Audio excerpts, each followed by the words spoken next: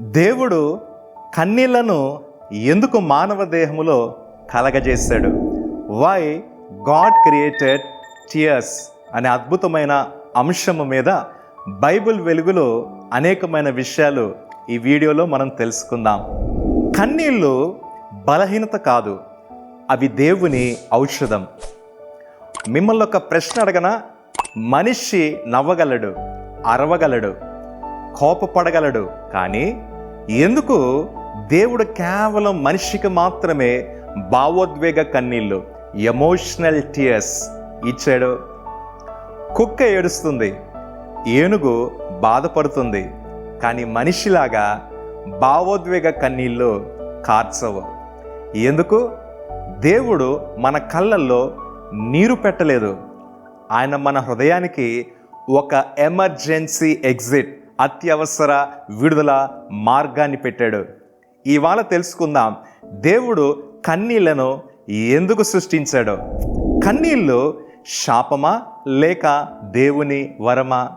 చాలామంది అనుకుంటారు ఏడవడం వీక్నెస్, బలహీనత, కానీ బైబిల్ చెప్తుంది యేసు కూడా ఏడ్చారు. యోహాను సువార్త 11:35 జీసస్ వెప్ట్.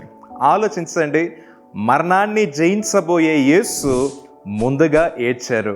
అంటే కన్నీళ్ళు బలహీనత కాదు, అవి ప్రేమకు నిదర్శనం కూడా. ఇప్పుడు మెడికల్ సైన్స్ ఏం చెప్తుందో తెలుసుకుందాం.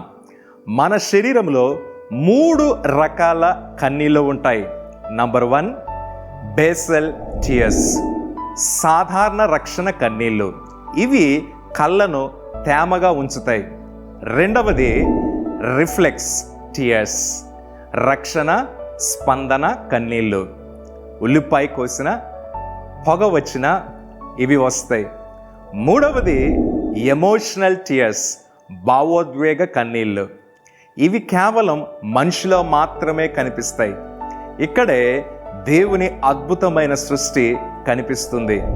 ఇప్పుడు బ్రెయిన్ సైన్స్, మనిషి స్ట్రెస్, మానసిక ఒత్తిడిలో ఉన్నప్పుడు మెదడు కార్టిసాల్, ఒత్తిడి హార్మోన్, అడ్రినలిన్, అత్యవసర స్పందన హార్మోన్ విడుదల చేస్తుంది. ఈ హార్మోన్లు ఎక్కువసేపు ఉంటే నిద్ర తగ్గుతుంది, ఆందోళన పెరుగుతుంది, గుండె వేగం పెరుగుతుంది, ఆలోచనలు గందరగోళం అవుతాయి. కానీ చాలా పరిశోధనలు సూచిస్తున్నాయి, భావోద్వేగంతో ఏడ్చిన తర్వాత చాలా మందిలో శరీరం పారాసింపథెటిక్ నర్వస్ సిస్టమ్, శరీరాన్ని ప్రశాంతపరిచే నాడీ వ్యవస్థ క్రియాశీలం చేస్తుంది. దాంతో గుండె నెమ్మదిస్తుంది, శ్వాస సద్దుమణుగుతుంది, శరీరం ప్రశాంత స్థితికి వస్తుంది. దేవుడు కన్నీళ్లను మెదడుకు ఒక రీసెట్ బటన్, పునఃప్రారంభ బటన్ లాగా రూపొందించారు. ఇప్పుడు సైకాలజీలోకి వెళ్దాం. మనోవిజ్ఞాన శాస్త్రం ఏం చెప్తుందో చూద్దాం. ఏడవకుండా భావాలను నొక్కి పెడితే ఎమోషనల్ సప్రెషన్, భావోద్వేగ అణిచివేత జరుగుతుంది. దాని ఫలితం ఆందోళన, కోపం, డిప్రెషన్, ఒంటరితనం. కానీ ఏడవడం భావాలను విడుదల చేస్తుంది, మనస్సును తేలిక చేస్తుంది. అందుకే చాలామంది అంటారు ఏడ్చాక హాయిగా అనిపించింది అని. ఎందుకు? దేవుడు అలానే రూపొందించాడు. ఇప్పుడు బైబిల్ ఏం చెప్తుందో మనం చూద్దాం. కీర్తన గ్రంథము 56వ కీర్తన 8వ వచనంలో, నా కన్నీళ్లను నీ సీసాలో ఉంచావు. ఎంత అద్భుతం! ప్రపంచం నీ కన్నీళ్లను తుడిచేస్తుంది, దేవుడు వాటిని భద్రపరుస్తాడు. మనుషులు నీ బాధను మర్చిపోతారు, దేవుడు నీ కన్నీటి చరిత్రను కూడా గుర్తుంచుకుంటాడు. ఇంకొక ఆశ్చర్యం, ప్రకటన 21:4వ వచనంలో దేవుడు వారి కన్నీళ్లను అన్నిటినీ తుడిచివేస్తాడు. ఆలోచించండి, దేవుడు ఏడవవద్దు అనలేదు, కన్నీళ్ళు ఉండకూడదు అని అనలేదు, అయితే తుడుస్తానని అన్నాడు. ఎందుకంటే కన్నీళ్ళు ఈ పాప ప్రపంచానికి తాత్కాలిక ఔషధం. పరలోకంలో ఆ ఔషధం అవసరం ఉండదు. ఎందుకంటే అక్కడ బాధే ఉండదు. ఇప్పుడు ప్రత్యక్షత. సాతాను నీ కన్నీళ్లను చూచి దేవుడు నిన్ను విడిచిపోయాడు అని చెప్తాడు. కానీ దేవుడు చెప్తున్నాడు, నీ కన్నీళ్లు నేలపై పడకుండా నా చేతిలో పడ్డాయి అంటున్నాడు. ఈరోజు నీవు ఒంటరిగా ఏడుస్తున్నావా? నీ గదిలో దిండిలో ముఖం దాచుకొని నువ్వు ఏడుస్తున్నావా? అందరూ నిన్ను మర్చిపోయారని అనుకుంటున్నావా?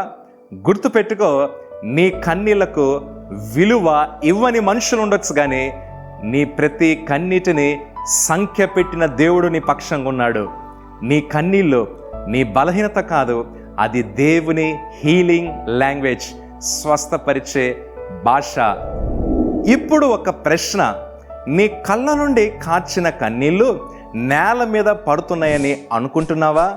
లేక దేవుని సీసాలో దాచబడుతుందని నమ్ముతున్నావా? ఈ వీడియో నీ హృదయాన్ని తాకితే ఒక బాధలో ఉన్న వ్యక్తికి ఈ వీడియోని పంపించు, షేర్ చేయి. ఎందుకంటే దేవుడు ప్రార్థనలు మాత్రమే కాదు, కన్నీళ్లను కూడా వింటాడు. దేవుడు మన శరీరంలో అనేక ద్రవాలను సృష్టించాడు. రక్తం, బ్లడ్ శరీరానికి జీవాన్నిస్తుంది. చెమట, స్వెట్ శరీర ఉష్ణోగ్రతను నియంత్రిస్తుంది. లాలాజలం, సలైవ జీర్ణక్రియను ప్రారంభిస్తుంది. కన్నీళ్ళు, టియర్స్ ఆత్మ, మనస్సు, మెదడు మధ్యనున్న భారాన్ని విడుదల చేయడానికి దేవుడిచ్చిన ప్రత్యేక వరం. అందుకే బైబిల్లో కన్నీళ్ళు బలహీనతకు చిహ్నంగా కాకుండా పశ్చాత్తాపం, రిపెంటెన్స్, కరుణ, కంపాషన్, ప్రార్థన, ప్రేయర్, ఆరాధన, వర్షిప్ మరియు స్వస్థత, హీలింగ్తో అనుసంధానించబడ్డాయి.